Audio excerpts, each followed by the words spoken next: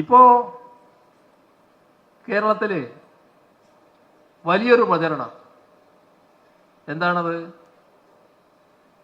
CPIM-ന് RSS ബന്ധം.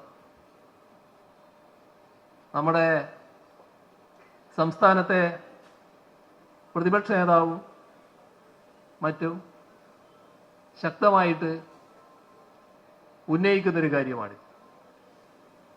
ഇന്നലെ മലയാള മനോരമ അതുമായി ബന്ധപ്പെട്ട് ആ കാര്യത്തിൽ തന്നെ കറങ്ങി ഒരു 10 ചോദ്യം പറയൂ ഉത്തരം മുഖ്യമന്ത്രി എന്ന് പറഞ്ഞുകൊണ്ട് പ്രസിദ്ധീകരിക്കുകയുണ്ടായി. എന്തോ ഒരു വലിയ കാര്യം കേരളത്തിൽ നടന്നിരിക്കുന്നുവെന്ന് വരുത്തി തീർക്കാനാണ് ശ്രമം.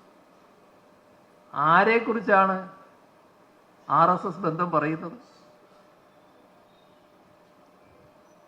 കേരളത്തിൻ്റെ അനുഭവം ആരും മറക്കില്ലല്ലോ. ഞങ്ങൾക്ക് RSS-നെ പ്രീണിപ്പിക്കേണ്ട ഒരു ഘട്ടം ഉണ്ടായിട്ടില്ല. വളരെ കൂടുതൽ കാര്യങ്ങളിലേക്ക് ഞാനിപ്പോൾ പോകുന്നില്ല കേട്ടോ. അത് പോയാൽ ഇനിയൊരു മട്ടങ്ങ് മാറിപ്പോവും. അതുകൊണ്ട് ആ ഭാഗത്തേക്ക് ഞാൻ അധികം പോകുന്നില്ല എന്ന് മാത്രം. എന്നാൽ കേരളത്തിൽ RSS ഏറ്റവും കൂടുതൽ ആളുകളെ കൊലപ്പെടുത്തിയത് CPM-കാരെയാണല്ലോ. എന്തേ അതിനിടയാക്കിയത്? അവരെ ആക്രമിക്കാൻ പോയതുകൊണ്ടാണോ? അവര് ഭയപ്പാട് സൃഷ്ടിക്കുകയായിരുന്നില്ലേ? നാടിനെ ഭയത്തിൽ ഒതുക്കാൻ പറ്റുമെന്നല്ലേ നോക്കിയത്? CPM പോലൊരു പാർട്ടിയെ ദുർബലപ്പെടുത്തിക്കൊണ്ട് തങ്ങൾ ആഗ്രഹിക്കും വിധം ജനവിഭാഗങ്ങളിലേക്ക് കടന്നു കയറാം എന്നല്ലേ അവർ പ്രതീക്ഷിച്ചത്? ആരാണ് അതിനെ പ്രതിരോധിച്ചത്? അഭിമാനപൂർവം CPM-ന് പറയാൻ പറ്റും, ഞങ്ങളാണ്, നിങ്ങൾക്കൊരു പങ്കും അതിലുണ്ടായിട്ടില്ല.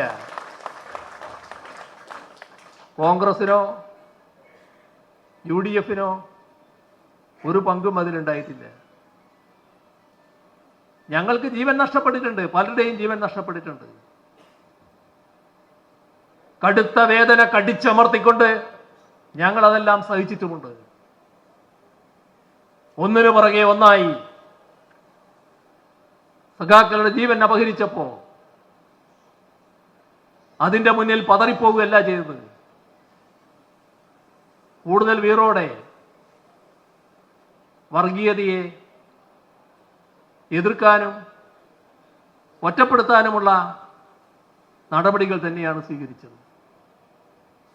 അതിൽ ഞങ്ങൾക്ക് അഭിമാനമുണ്ട്.